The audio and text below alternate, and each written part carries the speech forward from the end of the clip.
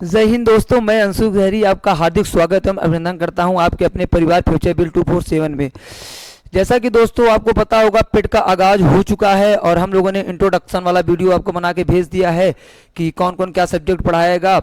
तो साथियों, मेरे द्वारा आपको जीएस की कक्षा दी जाएगी, ये हम इंट्रोडक्शन वाले वीडियो में आपको बता ही चुके हैं। तो जीएस का जो पहला टॉपिक है हिस्ट्री का, आज हम उसकी शुरुआत करने वाले हैं साथियों। और हमारे बैच का नाम रखा गया है संकल्प।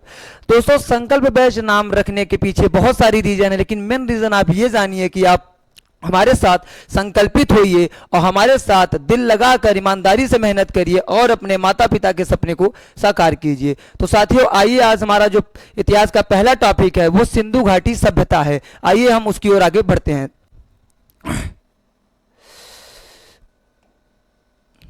साथियों, सिंधु घाटी सभ्यता, साथियों सबसे पहले मैं रिक्वेस्ट यही करूंगा कि जो बच्चे इसमें से हिस्ट्री से डरते हैं, आज वो अंत तक बने रहें, मेरे साथ जुड़े रहें, और मैं वादा करता हूं कि आपको हिस्ट्री बहुत अच्छे से समझ में आएगी। और ये सिंधु घाटी सभ्यता से डरने की जरूरत नहीं है दोस्तों, क्योंकि जैसे आज हम रह रहे हैं, सबका अपना जिला होगा, सबका अपना स्टेट हो गया। तो साथियों, जैसे सपोज दैट मैं प्रयागराज में रह रहा हूं, तो प्रयागराज की सभ्यता हो गई। ऐसे ही साथियों, आज से करीब आपका कह दीजिए लमसम 4000-5000 साल पहले साथियों, जो हमारा सिंधु घाटी सभ्यता था वो उसका प्रचलन था, मतलब वो सभ्यता उभरी हुई थी। जैसे आज हम लोग यहाँ पे रह रहे हैं, तो उस समय सिंधु घाटी सभ्यता थी, तो वहां पे सब लोग रहते थे। साथियों, जो हमारा पहला टॉपिक है वो है सिंधु घाटी सभ्यता। तो आइए सबसे पहले हम इसके बारे में जानते हैं। साथियों, सिंधु घाटी सभ्यता जो है, सिंधु घाटी सभ्यता, इसका नाम सिंधु घाटी सभ्यता क्यों पड़ा? देखिए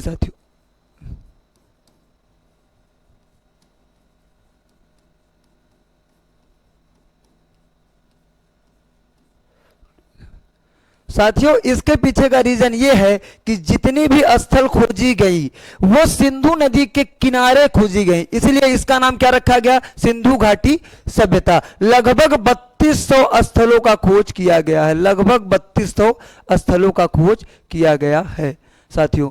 जो साथियों इसका क्या नाम है, काल निर्धारण है, वो लगभग, मतलब अलग अलग मत दिया गया है, लेकिन साथियों जो हमारा काल निर्धारण हुआ है रेडियो कार्बन के द्वारा, वो 2350 से लेकर 1750 तक बीसी तक है साथियों। बीसी का अर्थ होता है ईसा पूर्व। ईसा पूर्व मतलब ईसा मसीह के जन्म से पहले को क्या कहा जाता था? ईसा पूर्व। तो बीसी में आपको कंफ्यूज नहीं होना है, ठीक है साथियों। तो सिंधु घाटी सभ्यता की अगर बात करें तो इसके प्रथम स्रोत इतिहासकार जो चार्ल्स मेंसन थे, उन्होंने इसकी जानकारी प्राप्त की, लेकिन उस समय खुदाई नहीं हो सकी क्योंकि ये कोई ठोस तथ्य नहीं दे पाए थे। उसके बाद क्या हुआ साथियों कि 1856 में कराची से लेकर लाहौर तक रेलवे लाइन जब बिछ रही थी, तो उस समय जो हमारे विलियम ब्रंटन थे, जो उसके अधिकारी थे, जो उसको खुदाई करवा रहे थे रेलवे ट्रैक का, तो उन्होंने भी इसकी जानकारी दी क्योंकि उन्हें कुछ ईंट मिली थी, लेकिन तब भी इसकी खुदाई नहीं हो सकी साथियों। उसके बाद जब 1856 में इन्होंने जानकारी दी, तो उसके बाद जो एक कनिंघम, अलेक्जेंडर कनिंघम, भारतीय पुरातत्व सर्वेक्षण के संस्थापक या जनक कह सकते हैं, उनका नाम है अलेक्जेंडर कनिंघम। उन्होंने 1904 में उनको भारतीय पुरातत्व सर्वेक्षण का स्थापना किया। और आपको बताए साथियों कि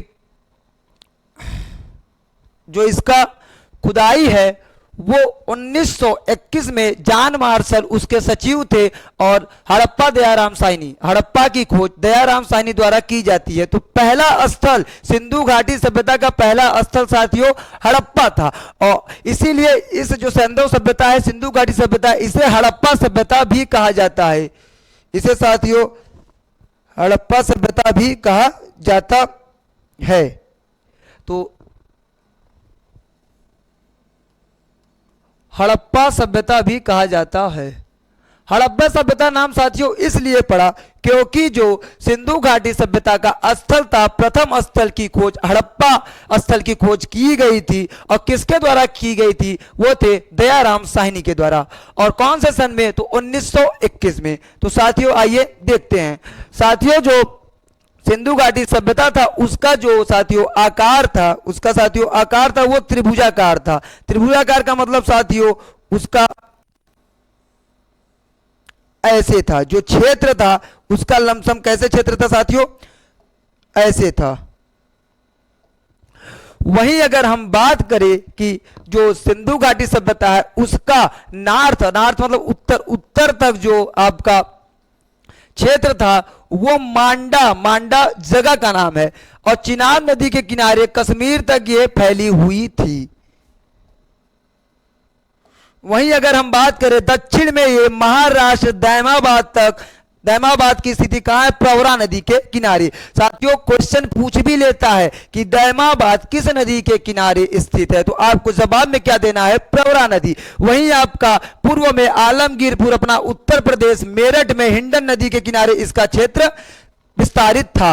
और आपके अगर पश्चिम की बात करें तो सुतकांगे डोर दास्क नदी बलूचिस्तान अर्थात पाकिस्तान साथियों। तो साथियों जो इसका नॉर्थ से लेकर साउथ तक जो लंबाई थी उसकी थी 1600 किलोमीटर। वहीं साथियों पूर्व से लेकर पश्चिम तक जो इसकी लंबाई थी वो थी 1400 किलोमीटर। साथियों इसका आकार त्रिभुजाकार में था, हमने आपको पहले ही बता दिया। और जो इसकी क्षेत्रफल थी वो क्षेत्रफल थी इसकी साथियों 12,99,600 स्क्वायर किलोमीटर। ये इसका क्षेत्रफल, इतने क्षेत्रफल में ये विस्तारित था। इनका लोग का जो मुख्य व्यवसाय था साथियों वो था कृषि। वो क्या था साथियों, कृषि। क्वेश्चन में कम से कम 1000 बार दोस्तों पूछा है कि मुख्य व्यवसाय हड़प्पा सभ्यता है, सिंधु घाटी सभ्यता का मुख्य व्यवसाय क्या है, तो आपको जवाब क्या देना है, कृषि। अब इसका जो काल निर्धारण है, देखिए साथियों 1921 में इसकी खोज की गई, लेकिन ये सभ्यता कितनी पुरानी थी, इनका जो काल निर्धारण है अलग अलग पुरातत्ववेत्ता अलग अलग मत देते हैं। जैसे काल निर्धारण की बात करेंगे, जो जॉन मार्शल है जो सचिव थे भारतीय पुरातत्व सर्वेक्षण के, उन्होंने क्या बताया, जो सिंधु घाटी सभ्यता है हड़प्पा सभ्यता का जो काल है वो 3250 ईसा पूर्व से लेकर 2750 ईसा पूर्व तक है। वहीं साथियों आगे हम बात करें तो जो एनसीईआरटी कहता है, क्योंकि आपको पता ही होगा एनसीईआरटी सर्वमान्य होता है, तो एनसीईआरटी ने क्या कहा कि इसका जो काल निर्धारण है 2500 ईसा पूर्व से लेकर 1800 ईसा पूर्व तक है। लेकिन साथियों विद प्रूफ कार्बन डेटिंग पद्धति के द्वारा जब इसकी जांच की गई तब इसका जो काल निर्धारण निकला वो निकला 2350 बीसी से लेकर 1700 बीसी। साथियों यही मान्य है, यही आपको एग्जाम में टिक भी लगाना है, यही आपका मान्य है कार्बन डेटिंग पद्धति के द्वारा। साथियों आइए हम एक एक हड़प्पा कालीन स्थल कह दीजिए या सिंधु घाटी सभ्यता का स्थल कह दीजिए या सैंधव सभ्यता का स्थल कह दीजिए, उनका एक एक स्थल देखते हैं। सबसे पहले हम साथियों देख लेते हैं मोहनजोदाड़ो। मोहनजोदाड़ो साथियों अगर हम इसकी स्थिति की बात करें तो यह है आपका लरकाना जिला, ये सिंध प्रांत का मतलब सिंध राज्य, प्रांत मतलब राज्य, पाकिस्तान में इसकी स्थिति है। और इसको खोजा गया था 1922 में, और इसके जो उत्खनन करता थे, खोज करता थे वो थे राखल दास बनर्जी तथा मार्टिमर व्हीलर। दोस्तों कभी कभी ये होता है कि क्वेश्चन में ऐसे पूछता है कि मोहनजोदाड़ो की खोज किसने की या खोजकर्ता कौन है, उत्खननकर्ता कौन है, तो आपको मारना है ऑप्शन राखल दास बनर्जी। अगर राखल दास बनर्जी नहीं है तो वहां आपको मारना है मार्टिमर व्हीलर। तो साथियों ये जो सभ्यता थी ये किस नदी के किनारे थी, तो ये सिंधु नदी के किनारे थी। आइए देखते हैं यहां से हमें क्या क्या प्राप्त हुआ। तो सबसे पहले देखेंगे, आपको दिख ही रहा होगा पुरोहितों का आवास। पुरोहितों मतलब जो पूज्य योग थे उनका आवास, आवास मतलब मकान, रहने का घर। तो और उसके बाद यहाँ पे महाविद्यालय मिला, विशाल स्नानागार मिला। साथियों ये मोस्ट इंपॉर्टेंट है, ये मोस्ट इंपॉर्टेंट है क्योंकि 1000 बार एग्जाम में पूछ चुका है कि विशाल स्नानागार का साक्ष्य कहां से प्राप्त हुआ, तो आपको आंसर मारना है मोहनजोदाड़ो। मोहनजोदाड़ो साथियों 16 मकानों का बैरक, कांस्य की नग्न महिला की मूर्ति। साथियों यह भी बहुत इंपॉर्टेंट है, कांस्य की नर्तकी की मूर्ति जो है वो कहां से प्राप्त हुई, तो आपको मारना है मोहनजोदाड़ो साथियों। और वही दाढ़ी वाले पुजारी की मूर्ति या बाबा की मूर्ति, चमकते हुए बंदर का चित्र, एक श्रृंगी पशु मुद्राएं प्राप्त हुई। साथियों ये भी आपका इंपॉर्टेंट है, ये सब साक्ष्य पूछे जाते हैं। लेकिन अगर आपको केवल मोहनजोदड़ो से सबसे इंपॉर्टेंट साक्ष्य याद करना है तो आप दो तो पक्का याद करिए। एक याद करिए विशाल स्नानागार, दूसरा याद करिए कांस्य की नर्तकी की मूर्ति। साथियों एक चीज और बताते रहो, मोहनजोदड़ो का अर्थ होता है मृतकों का टीला। क्या साथियों, मृतकों का टीला।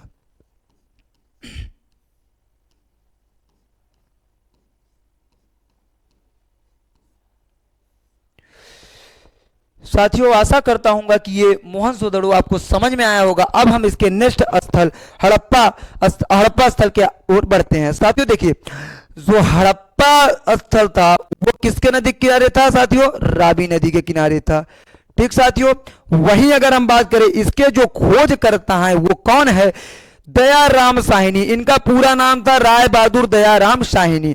अगर एग्जाम में जब भी आप क्वेश्चन सॉल्व कर रहे हैं, अगर पूछ ले कि हड़प्पा स्थल की खोज करता कौन है, उत्खनन करता कौन है, तो आपको सबसे पहले अगर ऑप्शन में दयाराम साहिनी दिख जाए तो आपको सबसे पहले मारना है दयाराम साहिनी। अगर आपको कभी कभी करता है दयाराम साहिनी न देकर माधव स्वरूप दे देगा, माधव स्वरूप वत्स दे देगा या विलर दे देगा, तो साथियों आपको सेकंड ऑप्शन जो है उसको माधव स्वरूप वत्स को देना पड़ेगा। अगर दयाराम साहिनी नहीं है तो आप माधव स्वरूप वत्स दे सकते हैं। इसका जो वर्ष है 1921 में खोजा गया। हम आपको पहले ही बताए जो हड़प्पा सभ्यता था ये प्रथम स्थल था, इसीलिए सिंधु घाटी सभ्यता को हड़प्पा सभ्यता भी कहा जाता है, प्रथम स्थल था साथियों। अगर हम बात करें कि जो हड़प्पा सभ्यता है, हड़प्पा स्थल है, उसकी स्थिति कहां थी, तो मोंटगोमरी जिला, पश्चिमी पंजाब, पाकिस्तान। ये भी कहां पे है? पाकिस्तान में। अधिकतर जो मेन स्थल है वो पाकिस्तान में ही खोजे गए हैं साथियों। तो साथियों जो ये हड़प्पा सभ्यता है, मैंने आपको यहां भी बता दिया कि ये रावी नदी के किनारे है। अब इससे प्राप्त जो साक्ष्य है आइए हम वो देखते हैं। कांस्य की गाड़ी, किसकी साथी? किसका साथियों? गाड़ी कांस्य का। अन्न भंडार, अन्न भंडार मतलब साथियों अन्नागार। क्या कहा जाता है? अन्नागार। क्या साथियों? अन्नागार। पारदर्शी वस्त्र पहने हुए एक मूर्ति, गरुड़ चित्रित मुद्रा और कांस्य दर्पण, कांस्य का दर्पण और शंख, ये सब कहां से प्राप्त हुए साथियों? आपका हड़प्पा से। आशा करता हूं कि आपको यहां तक बहुत अच्छे से समझ में आया होगा। अब आइए हम आगे बढ़ने से पहले केवल हम एक बात बोलना चाहते हैं। जो हमारे ये मोहनजोदड़ो है, जो हमारे ये हड़प्पा सभ्यता है, इन दोनों को पिग्गट महोदय ने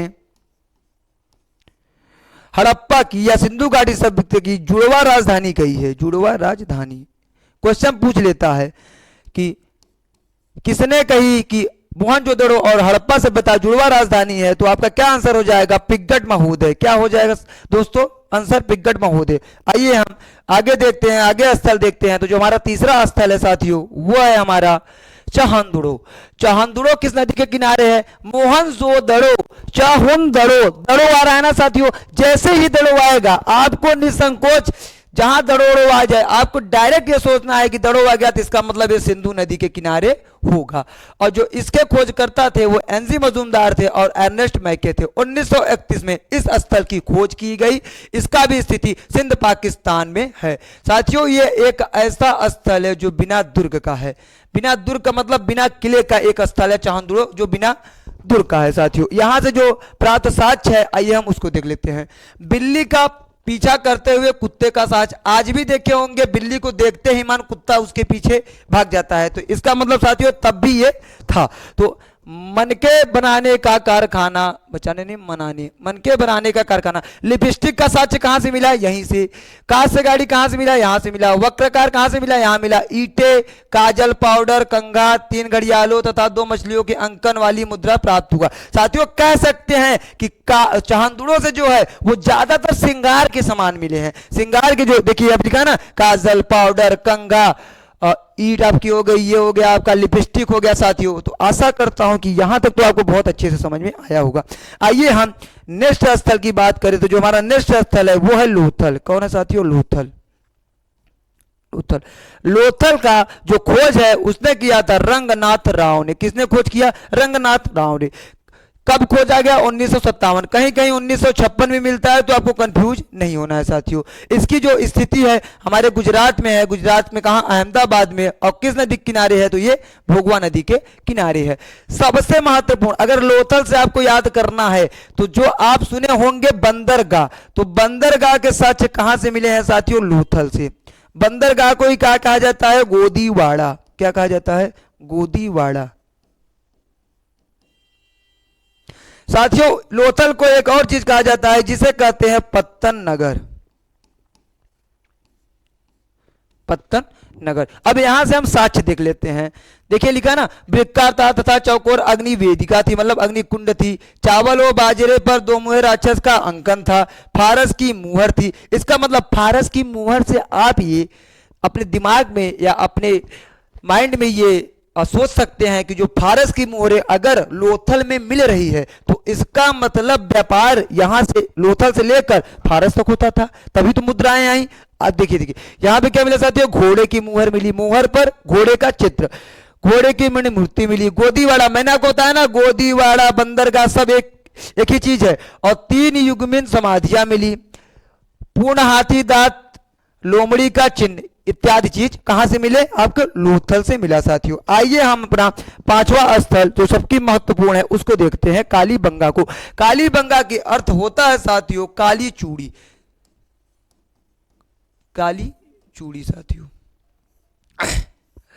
इसका जो खोज करता थे, उत्खनन करता थे, वो कौन था, अमलानंद घोष या ब्रजवासी लाल, दोनों। अगर आपको अमलानंद घोष नहीं आया है तो आपको ब्रजवासी लाल बताना है। इसका खोज कब किया गया था, 1953 से लेकर 1960 तक इसकी खुदाई होती रही। इसका जो स्थल है वो हनुमानगढ़ राजस्थान में है।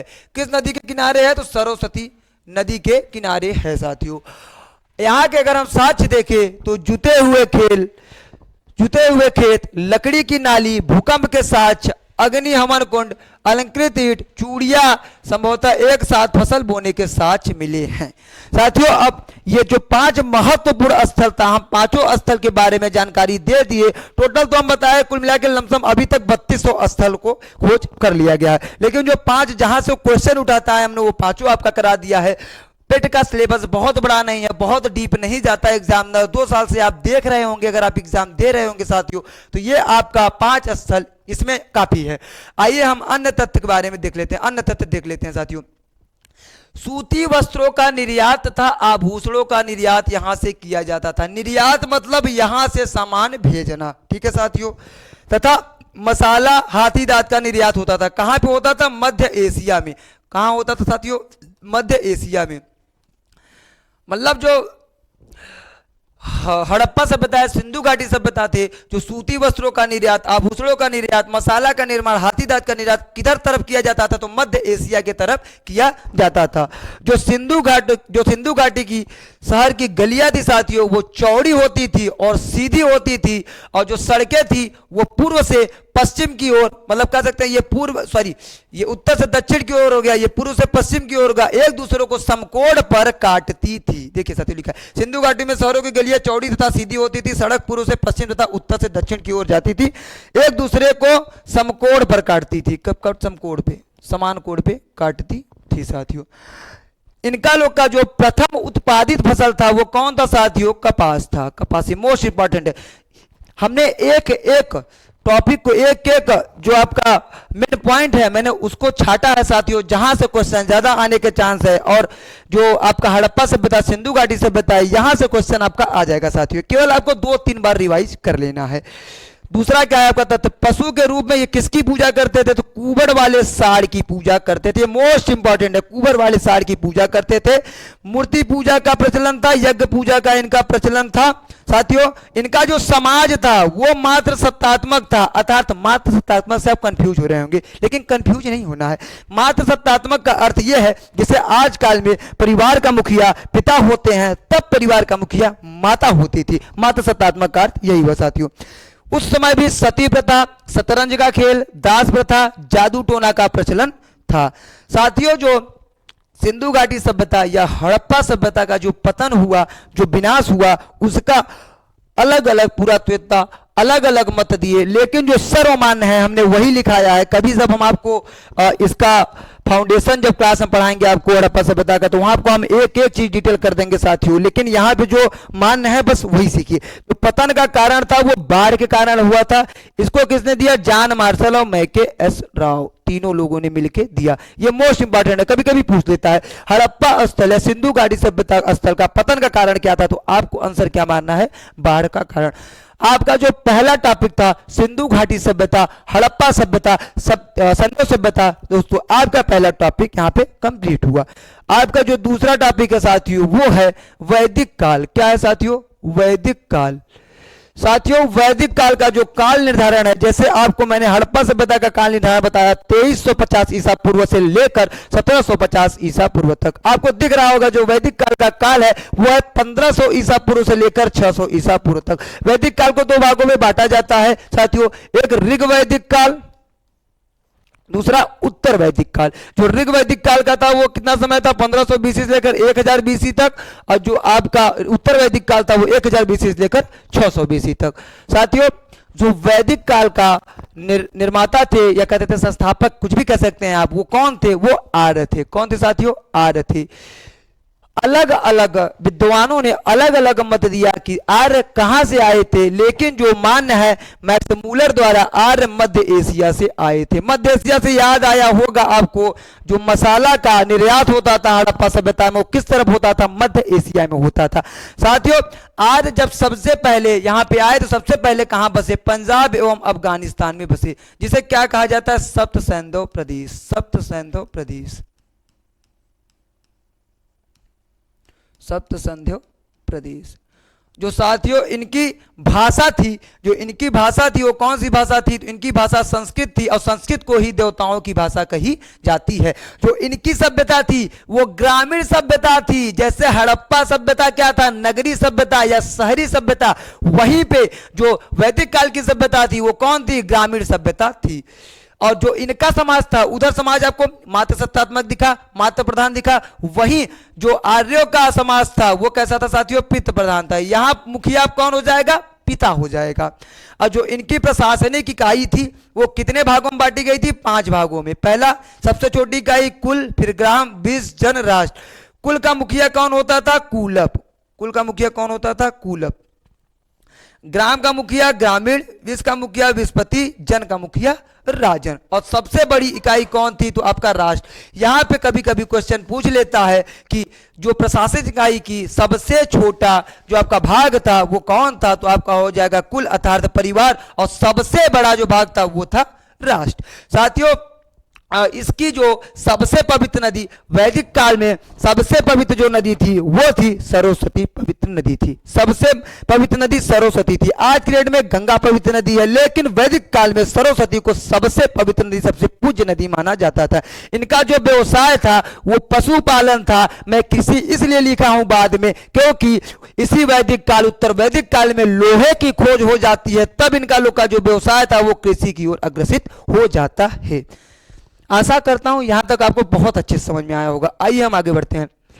जो हमारा महत्वपूर्ण शब्द देख लेते हैं कि वैदिक काल में जो शब्द यूज हुआ है उसको देख लेते हैं। वाजपति किसे कहा जाता था, जो गोचर भूमि का अधिकारी था उसे क्या कहा जाता था, वाजपति कहा जाता था। उग्र किसे कहा जाता, जो अपराधियों को पकड़ने का कार्य करता था उसे क्या कहते हैं, उग्र। एक प्रकार से हम कह सकते हैं कि आज की डेट में पुलिस क्या करता है, अपराधियों को पकड़ता है, उस समय उग्र पकड़ते थे। तो उग्र मतलब पुलिस, आज का पुलिस। और विशिष्ट का मतलब क्या होता है, गायों की खोज। गायों की खोज के लिए कौन सा वर्ड उपयोग किया गया, गविष्ट। और अमाजु किसे कहा जाता था साथियों, जो जीवन भर अविवाहित लड़की को क्या कहा जाता था, अमाजु कहा जाता था। पर्ण का अर्थ होता था साथियों व्यापार के लिए दूर तक जो व्यक्ति जाता था उसे क्या कहा जाता था, पर्ण कहा जाता था। वहीं बेकनाट का अर्थ होता था ऋण देकर ब्याज वसूलना। आपको पता होगा आज भी ऐसे बहुत महाजन होंगे जो पैसा देते हैं ब्याज पर और ब्याज वसूलते हैं। तो वही ऋण मतलब हुआ उधार देना, ब्याज मतलब आप उसका जो ब्याज लेते हैं। अघन्या किसे कहा जाता था, गाय को। मोस्ट इंपॉर्टेंट ये है, मोस्ट इंपॉर्टेंट 1000 बार वैदिक सभ्यता सबसे ज्यादा सरस्वती नदी के बारे में पूछा जाता है, और ये गाय को क्या कहा जाता था, तो आपको क्या बताना है, अघन्या। इनके जो प्रिय देवता थे वो इंद्र थे, और प्रिय पशु गाय तथा घोड़ा था, गाय तथा घोड़ा था साथियों। वहीं अगर हम ऋग वैदिक काल, उत्तर वैदिक काल का थोड़ा बहुत अगर हम आपको अंतर बताएं, तो जो ऋग वैदिक काल था उनका जो जाति था वो कर्म के आधार पे था, वहीं उत्तर वैदिक काल का वंश के आधार पे था। इनके देवता इंद्र थे तो उनके देवता प्रजापति थे। वहीं साथियों महत्वपूर्ण नदियां के बारे में बात कर लेते हैं। तो उस समय जो ये देखिए, ये आज का नाम है, जो इस तरफ है ये आज का नाम है, और वैदिक काल में ये सब, इन सब नदियों को वैदिक काल में ये सब कहा जाता है। झेलम को क्या कहा जाता है, वितस्ता। रावी को क्या कहा जाता था, परूषणी। ब्यास को क्या कहा जाता था, विपाशा। वही गंडक को सदा नीरा, चिनाब को अस्किनी, सरस्वती को घग्गर, सतलज को सतुद्री, सिंधु को सिंध। साथियों इसमें मोस्ट इंपॉर्टेंट आपका झेलम हो जाएगा, रावी हो जाएगा और सतलज हो जाएगा, चिनाब हो जाएगा। ये चारों मोस्ट इंपॉर्टेंट है, क्योंकि एग्जाम में जो भी क्वेश्चन पूछता है अगर नदियों के बारे में पूछता है सबसे ज्यादा, और प्रीवियस ईयर क्वेश्चन उठाकर देखेंगे यूपी ट्रिपल एससी का, तो सबसे ज्यादा या सतलज पूछता है, चिनाब पूछता है, झेलम पूछता है, रावी पूछता है। लेकिन आपको ये आठों याद करना है। वहीं साथियों अगर हम बात करें इसकी, तो जो इस समय प्रमुख दर्शन थे और उनके प्रवर्तन थे, वो टोटल दर्शन था 7। साथियों जो सांख्य दर्शन, लमसम नहीं तो 100 बार ये क्वेश्चन पूछ चुका है कि सांख्य दर्शन के प्रवर्तक कौन थे। अगर सांख्य दर्शन के प्रवर्तक पूछ जाए तो कपिल हो जाएगा, न्याय के हो जाएगा गौतम। साथियों योग दर्शन के पतंजलि, चावार्क दर्शन के चावार्क। वहीं पूर्व मीमांसा के जो प्रवर्तक थे वो जैमिनी थे, उत्तर मीमांसा के वाद नारायण थे और वैशेषिक का कड़ात थे। साथियों इसमें मोस्ट इंपॉर्टेंट आपका ये है, ये है, ये है, ये तीनों हमेशा पूछा जाता है। हमने इसलिए ये चारों लिखवा दिया, अगर ये आपका एग्जाम में पूछ लिया जाएगा तो आप इस पे भी थोड़ा बहुत क्लियर कर लीजिएगा। वहीं साथियों हम वैदिक काल के देवता के बारे में बात करें तो इनके सबसे महत्वपूर्ण देवता थे इंद्र। इन्हें क्या कहा जाता था? इन्हें पुरंदर भी कहा जाता था। तो ये क्वेश्चन पूछ लेता है कि इंद्र का नाम वैदिक काल में क्या था, तो आपको बताना है पुरंदर। इंद्र जो थे वो किसके देवता थे? युद्ध तथा वर्षा के देवता थे। वहीं अग्नि जो थी वो देवता एवं मनुष्य के मध्यस्थ। अग्नि मतलब जो एक प्रकार से हम कह सकते हैं कि पुल का कार्य करता है। देवता और मनुष्य के बीच जो अग्नि देवता थी वो कार्य करती थी। वरुण किसके देवता थे? हवा के देवता थे। जो सोम था वो जंगल का देवता था। मोस्ट इंपॉर्टेंट, अभी पिछली बार ये क्वेश्चन पूछा था कि जो सोम देवता है वो किसके देवता हैं, तो वो जंगल के देवता हैं। मरुत जो थे वो आंधी तूफान के देवता थे और पूषण जो थे वो पशुओं के देवता थे। मतलब ये पशुओं की रक्षा करते थे, इसलिए इन्हें पशुओं का देवता कहा जाता था। साथियों अब जो महत्वपूर्ण तथ्य है वो देख लेते हैं। वेदों की संख्या कितनी है? 4। तो 4 वेदों की संख्या है साथियों, ऋग्वेद, सामवेद, यजुर्वेद, अथर्ववेद। ठीक है साथियों। उपनिषद की संख्या कितनी है? 108। महापुराण कितने हैं? 18। वेदांग कितने हैं? 6। और महाकाव्य कितने हैं आपके? 2। महाकाव्य महाग्रंथ कितने हैं? 2। महाकाव्य जो 2 हैं, पहला है महाभारत तथा साथियों दूसरा है आपका रामायण। महाभारत का पुराना नाम क्या है साथियों? जय संहिता। क्वेश्चन 1000 बार कम से कम पूछा होगा कि जय संहिता किस महाकाव्य का नाम है, तो आपको आंसर माना है महाभारत। जो साथियों ये सभा एवं समिति थी, ये राजा को सलाह देने वाली संस्था थी। वाद्य भी संस्था थी, लेकिन मोस्ट इंपॉर्टेंट सभा एवं समिति थी। सभा एवं समिति को कहा जाता है जो आपके उत्तर वैदिक काल के देवता कौन थे? प्रजापति, उनकी इनको पुत्रिया कहा जाता था। साथियों जो सभा था वो श्रेष्ठ लोगों का संस्था था और जो समिति थी वो सामान्य लोगों का संस्था था। इस दोनों के अध्यक्ष को क्या कहा जाता था? ईशान कहा जाता था। अब साथियों हम यज्ञ के प्रकार देख लेते हैं। यज्ञ के अगर प्रकार में बात करें तो सबसे पहला यज्ञ जो है अश्वमेघ। ये अश्वमेघ मतलब इसमें घोड़े को छोड़ा जाता था, जहां तक घोड़ा जाता था, जहां तक भ्रमण कर ले जाता था, वहां तक अपना साम्राज्य हो जाता था। तो इसका कहना है कि जो अश्वमेघ यज्ञ है वो किस लिए कराया जाता था? तो यहां पे हम कह सकते हैं साम्राज्य विस्तार के लिए। साम्राज्य विस्तार के लिए।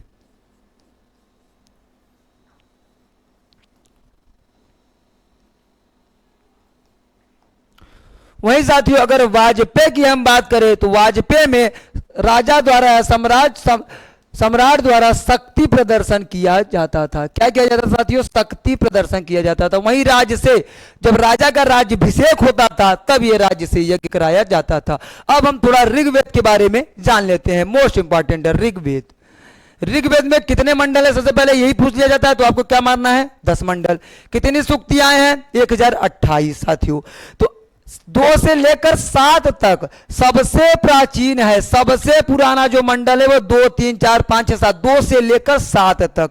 वही 1 और 10, 1 से 10 नहीं लिखा है, ध्यान से पढ़िए। 1 और 10 सबसे नवीन मतलब नया है। सबसे नया मंडल कौन है? 1 और 10।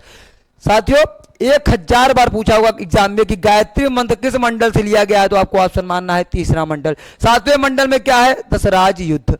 9वें मंडल में क्या है? सोम को समर्पित है। 10वें मंडल में वर्णों की बात की गई है। साथियों वर्णों की बात अगर बात करें तो आप समझ सकते हैं जो ब्राह्मण था, क्षत्रिय था, वैश्य, शूद्र। तो वर्णों की बात करें, यहाँ पे लिख देते हैं 4 वर्ण।